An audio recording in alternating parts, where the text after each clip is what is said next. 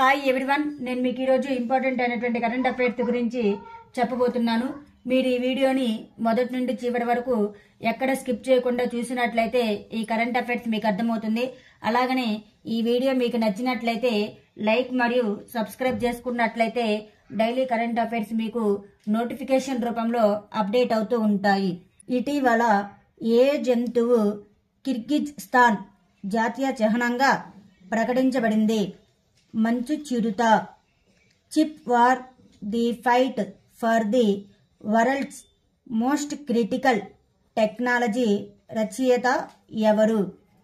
Chris Miller. జనవరి 1, 2024 నుండి ప్రభుత్వ కార్యాలయాలు పెట్రోల్ మరియు డీజిల్ వాహనాలను కొనుగోలు చేయకుండా ఏ రాష్ట్ర ప్రభుత్వం నిషేధించింది? హిమాచల్ ప్రదేశ్.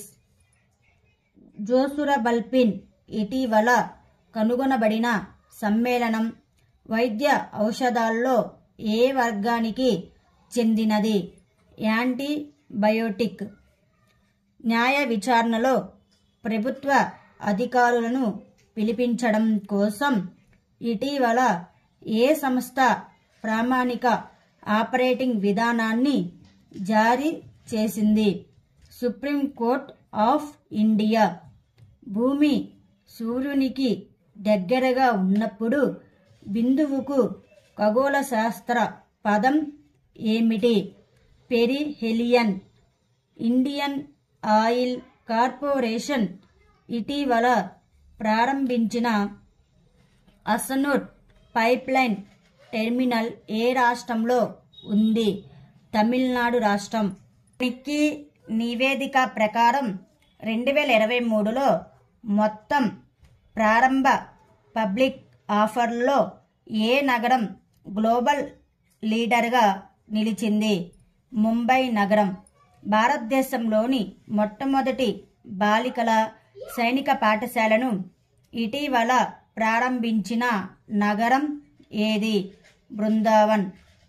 పురోగతి కోసం సుఖోయ్ 30 MKI యుద్ధ విమానాల కోసం భారతదేశం అభివృద్ధి చేస్తున్న రాడర్ పేరు ఏమిటి? విరూపాక్ష.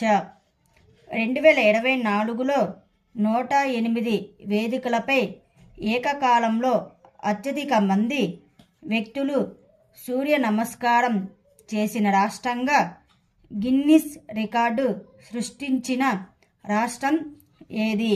గుజరాత్. మైక్రో ఫైనాన్స్ బ్యాంకింగ్లో అగ్రగామిగా నిలిచి ఇటీవల వార్తల్లో నిలిచినందుకు 2006లో నోబెల్ శాంతి బహుమతిని అందుకున్న మహమ్మద్ యూనస్ ఏ దేశానికి చెందినవారు? Bangladesh.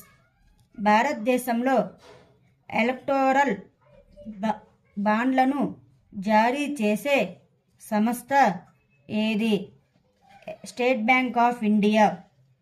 Reserve bank of India యొక్క కొత్త విధానం ప్రకారం వారి నికర ఎన్పిఏ నిష్పత్తుల ఆధారంగా వాణిజ్య బ్యాంకులు గరిష్టంగా ఎంత డివిడెండ్ చెల్లించవచ్చు? 50%.